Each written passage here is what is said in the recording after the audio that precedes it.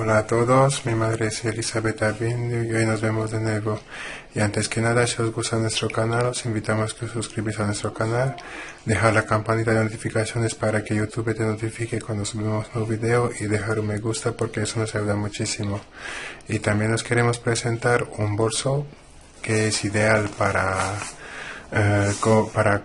poner los hilos, que es de la marca Waterfly.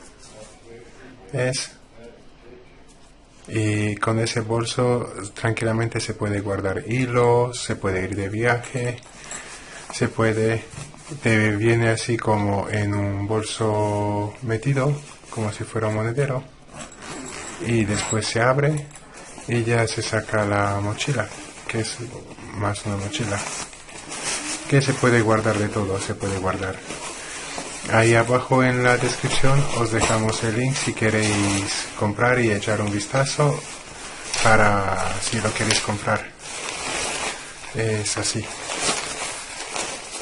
Es elegante, se puede guardar cualquier cosa. También tiene para guardar agua, en cualquier cosa. Si vais de viajes, eso es fenomenal.